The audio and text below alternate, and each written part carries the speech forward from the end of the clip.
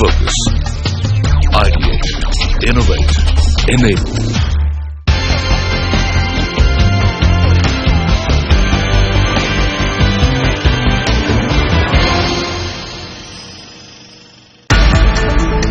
भारत में सार्वजनिक स्थानों में पीने के पानी की उपलब्धता हमेशा ही एक मुद्दा रही है। शुरुआती 70 के दशक के दौरान में स्थिति और भी खराब थी, जब पीने के पानी की बोतल की कोई अवधारणा नहीं थी और अगर सार्वजनिक स्थानों जैसे कि रेलवे प्लेटफॉर्म, अस्पतालों, सरकारी कार्यालयों और घरों पर नल थे भी तो वहां रिसाव इतने बड़े पैमाने पर था कि शायद ही पीने के पानी की कोई ढंग की व्यवस्था थी। वीके अग्रवाल ने इस बाधा को एक व्यापार अवसर के रूप में देखा था। सन 75 में मैंने बाथरूम फिटिंग्स जो होती है उसकी इंटरनल फिटिंग का मैंने सप्लाई करने का काम शुरू किया। ब्रास का लोगों से मिलता था तो पता लगता था जब उसका जो वॉल स्पिंडल है उसके अंदर में जो फ्रिक्शन होता है तो वहां से लीकेज स्टार्ट होती है। तो सन 86 में हमने स्टार्ट किया पीटीएमटी के अंदर में, और उसके अंदर में मेटल नहीं था क्योंकि ब्रास कंपोनेंट उसका प्लास्टिक कंपोनेंट था ये, और उसके अंदर में फ्रिक्शन बहुत कम होती है। धातु के बने नलों की तुलना में पीटीएमटी या प्लास्टिक के नलों ने ये सुनिश्चित किया कि जल उपयोगकर्ताओं तक पहुंचे, क्योंकि वो रिसाव और चोरी से काफी हद तक सुरक्षित था। बावजूद इसके खरीदार को ये बात समझाना एक आसान काम नहीं था। गवर्नमेंट में जब जाते थे तो वो कहते थे पहले आप इसका ट्रायल कराइए हमारे यहाँ, और वहाँ थोड़ी सप्लाई है कि उनसे उसका वर्किंग पूछिए कैसा है। फिर हम उनको लेकर गए तो 2 साल तक हमें खाली ट्रायल करते रहे। जब पूरे हिंदुस्तान में उसका ट्रायल करने के बाद में उसका परफॉर्मेंस मिला, उसके बिहाफ पे सीपीओडी ने हमारे को ओके किया कि आपका ये 1 साल के लिए हम अप्रूवल देते हैं, जो आपको 1 साल सप्लाई में करना खाली मेंटेनेंस में। 1986 में जब से कंपनी ने पहले पीटीएमटी नल का उत्पादन शुरू किया, तब से अगले 3 वर्ष प्रयाग को उपभोक्ताओं को अपने उत्पाद के बारे में समझाने के लिए बहुत संघर्ष करना पड़ा, क्योंकि उन दिनों प्लास्टिक के नल के बारे में किसी ने सुना भी नहीं था। स्टार्टिंग में 3 साल तक हमें मेंटेनेंस का मिला, और उसके बाद में जैसे मेंटेनेंस में चलता रहा तो अप्रूवल हमें फिर प्रोजेक्ट के अंदर में मिले। आज भी जितने गवर्नमेंट के प्रोजेक्ट हैं, रेलवेज का है, पीडब्ल्यूडी है, एमईएस का है, सब में हमारा अप्रूवल है। मैंने बिजनेस अपनी इंजीनियरिंग करने के बाद 2000 में ज्वाइन किया। 2000 से लेकर 2007 तक मैं इंडस्ट्रियल प्रोडक्ट, जो हमारे ही ग्रुप का दूसरा कंपनी था, उसको हैंडल कर रहा था। 2008 में फिर मुझे चांस मिला इस कंपनी के अंदर आने का, तो उसके बाद स्टार्टिंग में मैंने मार्केटिंग देखना स्टार्ट किया। पहले ही विजिट्स जो मैंने, हम लोगों का रिटेल मार्केट था, कुछ गवर्नमेंट, उस टाइम में 80% मार्केट हम लोगों का गवर्नमेंट था, 20% कुछ स्टेट थी, एक थोड़ा वेस्ट बंगाल का पार्ट और केरल का पार्ट, जहां ये प्रोडक्ट रिटेल में बिकता था। वो मेरे फर्स्ट विजिट थे इन अर्ली 2000 में। वहां जाके ये समझ में आया कि ब्रांड परसेप्शन और लोगों की एक्सपेक्टेशन एक ब्रांड से बहुत ज्यादा है। उस चीज ने मेरे को बहुत मोटिवेट किया और प्रोडक्ट्स में आने के लिए। डिमांड इतनी ज्यादा थी कि मैंने फिर उसमें वर्क किया, तो हम लोगों ने 2007 तक उसमें बहुत चीजें चेंजेस किया। अगले 5 साल में मॉडर्नाइजेशन मैक्सिमम मशीन से इंक्रीज करी हम लोगों ने। पहले हमने विजिट किया, मैंने केरल और वेस्ट बंगाल, वहां देखा कि लोग अपने घरों में इसको यूज कर रहे हैं, और उनका सिर्फ एक ही चीज था कि प्रोडक्ट बहुत अच्छा है। लगाने के बाद हमें सालों उसको रिप्लेस नहीं करना पड़ता, मेंटेन नहीं करना पड़ता। फिर एक चीज और मैंने देखा कि जो गवर्नमेंट ऑफिसर्स थे, जो through out their life government flats में रह रहे हैं, रिटायरमेंट के बाद वो कंपनी को कॉल करते थे कि आपका प्रोडक्ट कहाँ मिलेगा, हम अपने घर में लगाना चाहते हैं, क्योंकि उस टाइम में मोस्टली रिटायरमेंट के आसपास ही लोग अपना घर प्लान करते थे। तो जब मैं आया 2008 में, मैंने मार्केट में गया, तब ये चीज समझ में आई कि लोगों की एक्सपेक्टेशन बहुत ज्यादा है ब्रांड से। दे एक्सपेक्ट कि हम बहुत से ऐसे प्रोडक्ट या और ऐसे सेगमेंट है जहां लोगों को तकलीफ है अच्छा क्वालिटी का प्रोडक्ट लेने में, या जो कंपनीज है वो प्रॉपर सर्विस नहीं दे पा रही हैं या प्रोडक्ट नहीं दे पा रही हैं। उस चीजों को फिर हमने बैकवर्ड एक कैलकुलेशन करना चालू किया कि उनमें से कौन से ऐसे प्रोडक्ट है जो हम अपने लेवल पे यहाँ सेटल कर सकते हैं। 2008 में हम लोगों ने सीपी ब्रास टैप्स और किचन सिंक्स के अंदर अपने आप को मार्केट में टेस्ट करना चालू किया। 2 साल 3 साल हम लोगों को लगे, लोगों के उन लोगों की एक्सपेक्टेशन पे आने में कि उनको क्या प्रोडक्ट चाहिए, price wise, quality wise, design wise. उसके बाद 2010-11 से जैसे जैसे प्रोडक्ट मार्केट में पॉपुलर होने लगा, and today in last I think 5-6 years that sinks and taps it's grown up almost 10 times. We are the only one in world जो plastic taps में PTMT यूज कर रहे हैं। नॉर्मली लोग PP use करते हैं, ABS यूज करते हैं और maybe PVC, but we are the only one who are like using PTMT in plastic taps.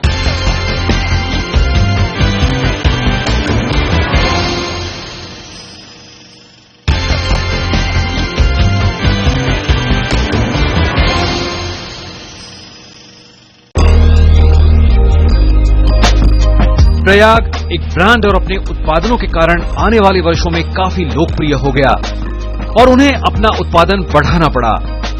इसलिए कारखाने को नोएडा से वर्तमान स्थान भिवाड़ी राजस्थान में स्थानांतरित कर दिया गया। नोएडा के अंदर में हमने जब स्टार्ट किया तो ऑफिस हमारा उस टाइम में चावड़ीयार हुआ करता था। चावड़ीयार से हमने शिफ्ट किया पहाड़गंज में, और 2012 तक मेरी फैक्ट्री नोएडा में रही। उसके बाद में मैंने भिवाड़ी शिफ्ट किया क्योंकि काम बढ़ गया, जगह चाहिए थी। तो उसके साथ साथ हमने और नए प्रोडक्ट भी लेकर आए, जैसे क्रोम प्लेटेड बाथरूम फिटिंग्स के अंदर में आए, स्टेनलेस स्टील सिंक के अंदर में आए, और रिसेंटली अभी हमने CPVC और UPVC पाइप लॉन्च किया है। आज डिफाइन करेंगे तो कंपनी एक ब्रॉडली लेवल पे हम लोग 6 सेगमेंट के अंदर है। ओल्डेस्ट हमारा PTMT टैप्स, जिसके अंदर हम लोगों ने पिछले 7-8 साल के अंदर फ्रॉम 60 प्रोडक्ट से लेके आज हम लगभग 250 प्रोडक्ट उसके अंदर बनाने लगे हैं। दूसरा है plastic division of sanitary ware, जिसके अंदर toilet seat covers, cisterns, mirror cabinets है। थर्ड डिवीजन हमारा है मेटल्स के अंदर आ जाता है ब्रास का, जिसके अंदर हम लोग ब्रास टैप्स बनाते हैं। इसके अंदर हम लोगों का जो एक सेटअप है वो आज इंडिया के टॉप 6 सेटअप्स के अंदर माना जाता है in terms of quality, infrastructure और प्रोडक्शन। इसके अंदर हम लगभग 600 से 800 प्रोडक्ट आज हम लोग बनाते हैं, डिफरेंट डिजाइंस, और हर रेंज के अंदर प्रोडक्ट्स अराउंड 25-30 प्रोडक्ट्स हैं हर रेंज के अंदर, और हमारे पास लगभग 32 रेंजेस हैं। बाथ फिटिंग के साथ साथ हम जो हमारी मास्टरी है वो प्लास्टिक के PTMT टैप्स हैं हमारे, इंजीनियरिंग प्लास्टिक से हम टैप्स बनाते हैं। तो वो सब डिपार्टमेंट्स में या पब्लिक सेक्टर में काफ़ी अच्छा है। We are undisputed number 1।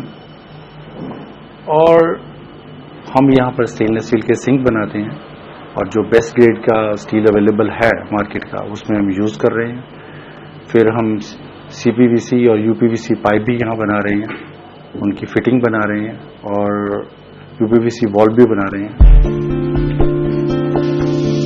क्योंकि व्यापार लगातार बढ़ रहा था, इसलिए परिवर्तन और सुधार प्रयाग की कहानी का एक हिस्सा बन गया। गुणवत्ता प्रयाग के लिए हमेशा ही प्राथमिकता रही है। हम लोगों ने बाहर से टाइप की बजाय अपने यहाँ अंदर टीम डेवलप करी। जितने भी एक्सपर्ट्स थे उनको हम लोगों ने अपने साथ एसोसिएट किया और उनके साथ वर्किंग करी, और जो भी बेस्ट प्रोडक्ट मतलब जो हमारे इक्विपमेंट्स हैं टेस्टिंग्स के, वो हम लोगों ने ऐड किए। R&D को डे टू डे मॉनिटर करने के लिए आज भी मैं पर्सनल टाइम लगाता हूँ। हफ्ते में एक दिन मैं फैक्ट्री जाता हूँ, and my journey starts factory के अंदर जो लो लेवल में शॉप फ्लोर के अंदर जो सुपरवाइजर्स हैं उनसे मेरा इंटरेक्शन हाफ डे का पूरा रहता है, जिसके अंदर उनको क्या कम्युनिकेशन है, वो प्रोडक्ट के बारे में क्या सोच रहे हैं, क्या उनको तकलीफें आ रही हैं, उनके हिसाब से प्रोडक्ट में क्या एड ऑन किया जा सकता है। वो चीज वहां जाके मैच होती है कि जो विजन यहां से स्टार्ट हो रहा है फ्रॉम द टॉप मैनेजमेंट, वो नीचे तक कितना जा रहा है। जो क्वालिटी है वो डिपेंड करती है आपका रॉ मटेरियल कैसा है। वेराज हमारे कम्पिटिटर्स या तो वो ब्रास स्क्रैप इस्तेमाल करते हैं, वेराज हम पहले से चेक की हुई प्री इंस्पेक्टेड इनगट्स यूज करते हैं। इनगट्स हमारे विद टेस्ट सर्टिफिकेट्स आती हैं, उनसे मटेरियल बनाते हैं, तो उसके डिफरेंट रिजल्ट आते हैं। देखिए एक चीज बहुत क्लियर है, जब तक आपकी प्रोडक्शन टीम और R&D टीम को आप कॉस्ट के बारे में बात करेंगे, कभी वो क्वालिटी नहीं बनाएगी। तो हम लोगों ने इन दो डिविजन्स को अलग अलग किया हुआ है। जो हमारी प्रोडक्शन टीम है और R&D टीम है, उनको कॉस्ट से कोई मतलब नहीं है, वो टॉप मैनेजमेंट का आके आता है कि हमें उस प्रोडक्ट में क्या करना है। बहुत से ऐसे प्रोडक्ट हैं जो हमने शुरू के अंदर कुछ सालों में प्रॉफिट किया ही नहीं, सिर्फ क्वालिटी पे कॉन्सेंट्रेट किया। उसका ये नतीजा है कि उसके बाद जब वो क्वालिटी मार्केट के अंदर एक्सेप्ट हो गई, लोगों को समझ में आया कि हाँ ये क्वालिटी सही है, फिर धीरे धीरे उसमें प्रॉफिट आने लगता है। हाँ, शुरू में मुझे ऐसा लगता है कि सिर्फ कंपनी सिर्फ प्रॉफिट की बात करेगी तो क्वालिटी नहीं बनती है। हम लोगों ने मोल्ड बनवाया है उसके ताइवान से, कुछ चाइना से, बिकॉज दे आर परफेक्ट। कि मैक्सिमम मोल्ड जितनी एक्यूरेसी है अच्छे, वो वहाँ पर अभी डेवलप हुए हैं। उन्होंने काफ़ी डेवलप किया है इसी सेम लाइन का, तो हम लोगों ने वहाँ से इम्पोर्ट किया। हमारे अपना डिज़ाइनिंग सेक्शन में हमारे पूरी टीम है। उसके बाद हमारे पास टूल रूम है, अपनी मशीन यूज़ करते हैं और हम बाहर की फैसिलिटी भी लेते हैं। जब भी डिज़ाइनिंग, डाई डिज़ाइनिंग है, that is a major thing. अगर वो आपका डिज़ाइनिंग ठीक है, आपकी डाइज ठीक है, आपका प्रोडक्ट ऑब्वियसली मेटल ठीक है तो प्रोडक्ट ठीक आएगा। और हर स्टेज के बाद डिफरेंट स्टेजेस हैं, जैसे हमारी casting, machining, grinding, polishing, plating and assembling. हर एक ऑपरेशन के बाद हम इंस्पेक्शन करते हैं ताकि जो कोई भी मटेरियल खराब है वो वहीं पे रुक जाए, आगे ना जाए, आगे प्रोसेस ना हो। It's all team work, right from R&D, then उसके बाद प्रोडक्शन का टीम, डिजाइनिंग टीम, सभी डिपार्टमेंट इतने स्ट्रांग थे कि उन लोगों ने बिफोर टाइम, जो हमने टाइम गैप रखा था to design a product, to install a plant capacity and then to come out with expected quality, वो हमने ऑलमोस्ट डिफाइंड टाइम से पहले किया। लर्निंग इस डिवीजन के अंदर बहुत कुछ आया कि नया प्रोडक्ट, उसके बारे में कैसे जानना है, समझना है। आई वॉज मैं प्योरली मार्केटिंग के अंदर था। फिर धीरे जब नए प्रोडक्ट आए तो R&D टीम, उसके बाद फिर जो सेटअप की टीम होती है, इन सबसे मिलना जुलना, उन सबसे एक समझना कि हमें क्या एरिया चाहिए होता है, क्या सेटअप चाहिए, क्या मशीनरी चाहिए, उनकी आउटपुट क्या है। तो धीरे धीरे एक जो क्वालिटी के बारे में, एक प्रोडक्ट की डिजाइनिंग के बारे में, ये सब बहुत कुछ सीखने को मिला। To make the brand popular, आपको एक कस्टमर तक ब्रांड पहुंचाना पड़ता है, एक मैसेज पहुंचाना पड़ता है कि आपके ब्रांड का USP क्या है। आज हमारे ब्रांड का USP है कि वैल्यू फॉर मनी है। इंडिया में एक परसेप्शन रहता है, लोगों का एक माइंडसेट रहता है कि यदि कोई ब्रांडेड आइटम है तो वो कॉस्टली होगी, लेकिन मुझे ऐसा लगता है कि बिल्डिंग मटेरियल लाइन के अंदर ऐसा नहीं है। आज यहाँ जितनी भी ऑर्गेनाइज कंपनीज हैं, उनके जो प्रोडक्ट हैं, जो उनके कमिटमेंट्स हैं, जो सर्विस वो लोग प्रोवाइड करते हैं, उसके हिसाब से आज वो प्रोडक्ट, यदि एंड ऑफ द डे हम देखेंगे कस्टमर जो उसको 8 साल 10 साल यूज करता है तो वो सस्ते पड़ते हैं।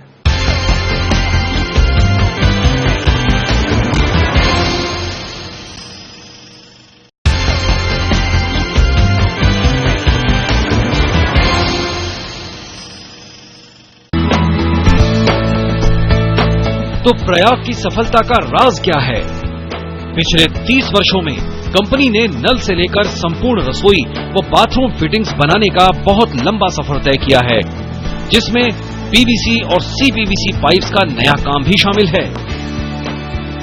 ब्रांड की जर्नी आज 30 साल की जर्नी है। उसमें रोज मार्केटिंग स्ट्रैटेजी भी चेंज हुआ है, मीडिया भी चेंज हुआ है। एक टाइम था कि जब प्रिंट बहुत ज्यादा चलता था, बड़े बड़े होल्डिंग्स चलते थे, तो उस टाइम में उस लोगों का, जो पुराना लोगों का था, वहां पे विजिबिलिटी उस लेवल पे आती थी। आज इलेक्ट्रॉनिक का जमाना है। आज लोगों आपको, आज आपके पास उतना टाइम नहीं होता किसी को एक्सप्लेन करने के लिए, तो आपको वो फ्रैक्शन ऑफ सेकंड्स के अंदर अपनी बात, मैसेज पहुंचाना है। उस चीज को देखते हुए हमने धीरे धीरे लोगों को चेंज किया। प्लस कंपनी का जो डाइवर्सिफिकेशन आया कि पहले खाली हम टैप्स में थे, वहां से प्लम्बिंग में भी आए, मल्टीपल प्रोडक्ट्स में आए, तो आज एक ऑरा जो बन गया है वो ब्रांड का एक बिल्डिंग मटेरियल को लेके बन गया है। एक नए काम के अंदर में जो परेशानियां आती हैं, दिक्कत होती है, उससे आदमी हमेशा जीवन में कुछ ना सीखता है। और हमने बहुत कुछ सीखा, मार्केट कैसे होना चाहिए, लोगों को कन्विंस कैसे करना है, और वो उसके बारे में क्या सोचते हैं जब इंस्टीट्यूट पे बेचने जाते हैं, लेके जाते हैं कोई प्रोडक्ट, तो उसकी सोच क्या होती है, और जब प्रोडक्ट चलने लगता है तब उसकी सोच क्या होती है। ये डिफरेंस बड़ा एक देखने वाला था, और लोगों के अनुभव मिले उसके अंदर में कि लोग क्या सोचते हैं उसके बारे में, कि ये चलेगा नहीं चलेगा, कंपनी सर्वाइव करेगी नहीं करेगी, मतलब ऐसे क्वेश्चंस लोग किया करते थे। फ्यूचर बनाने के लिए आपको हम लोग लगभग 20% इन्वेस्टमेंट ऐसा करते हैं जो कि फ्यूचर प्रोडक्ट्स हैं हमारे, जो कि हमें हो सकता है अगले 3 साल से लेकर 10 साल के अंदर उनका रिजल्ट आना चालू होता है, लेकिन वो कंपनी के फ्यूचर की स्ट्रेंथ बनते चले जाते हैं। पिछले 3 दशकों में सरकारी खरीद के 3 गुना बढ़ने के बाद भी प्रयाग की 80% खपत खुदरा बाजार में ही होती है और इस कारण कंपनी को अपनी बिक्री की नीति को दोबारा संगठित करना पड़ा। आज के टाइम में हम लोगों का ऑलमोस्ट 85-90% जो है वो रिटेल बिजनेस है। पिछले 10 साल में हम लोगों ने अपना डाटा लगभग 12,000 रिटेलर का एक टीम खड़ा किया, जो कि लगभग 300 डिस्ट्रीब्यूटर्स के द्वारा हैंडल किया जाता है।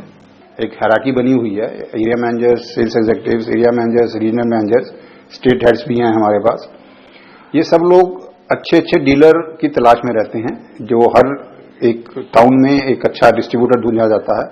आज की डेट में अगर हम बात करें तो हमारे पास ऑल इंडिया में करीब 12,000 से ज्यादा डीलर्स हैं जिनके यहाँ पर्याप्त प्रोडक्ट अवेलेबल है, और हमारी कोशिश है कि आने वाले 5-7 साल में हम इस संख्या को बढ़ाकर 20-22,000, 25,000 तक ले जाएं। गवर्नमेंट अपने आप में लगभग 2.5 से 3 गुना बढ़ा है, बट रिटेल आज के टाइम में हमारा 80% है टोटल बिजनेस का।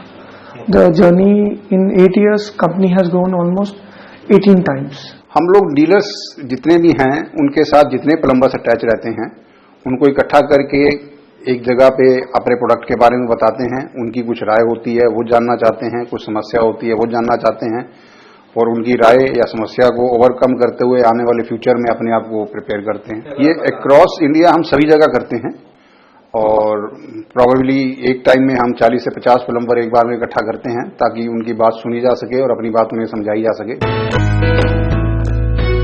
प्रयाग का किंग्स 11 पंजाब के साथ ऑफिशियल टीम पार्टनर के रूप में जुड़ना ब्रांड के लिए काफी अच्छा रहा। हालांकि प्रयाग का ये जुड़ाव सिर्फ एक खेल तक ही सीमित नहीं रहा। तो एक चीज देखा कि आज यूथ का जो कनेक्ट है वो स्पोर्ट्स से बहुत अच्छा है। यदि आपको आज कहीं अपने ब्रांड का कनेक्शन बनाना है, जबकि हमें पता है कि हमारे ब्रांड के अंदर जो डिसीजन पावर है वो 30+ की ज्यादा है, बट एक कनेक्शन बनाने के लिए, एक एंथुसियाज्म लाने के लिए हम लोगों ने स्पोर्ट्स से कनेक्शन हमेशा रखा कि आज नहीं तो आने वाले 10 साल के अंदर उनमें एक रहेगा कि हाँ ब्रांड है, तो ब्रांड उनके साथ ग्रो करेगा। हम लोगों ने फर्स्ट पार्टिसिपेशन स्टार्ट किया था IPL के साथ, जिससे कंपनी को बहुत अच्छा बूम मिला।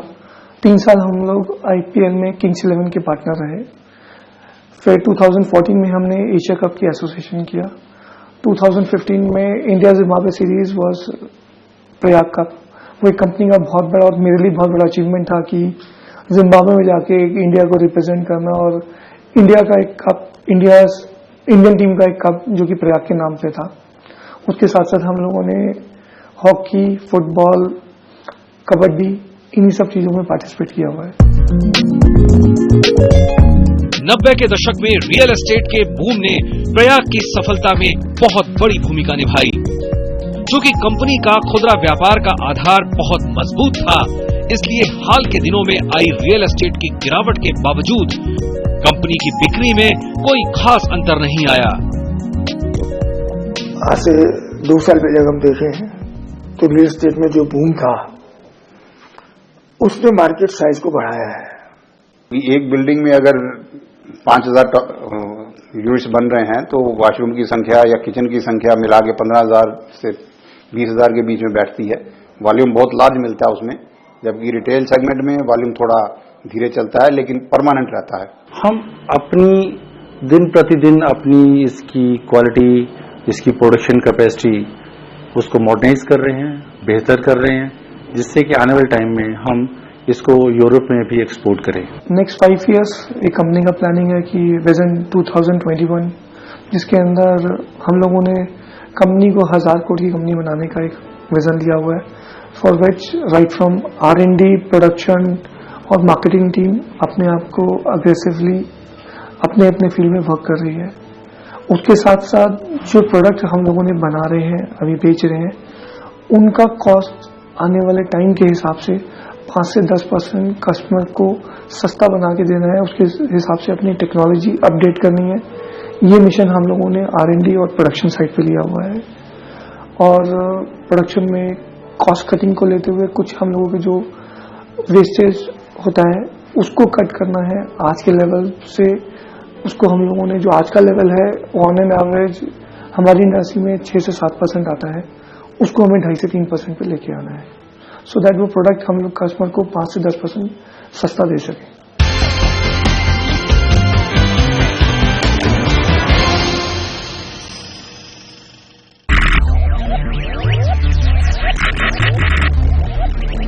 Focus, ideate, innovate, enable.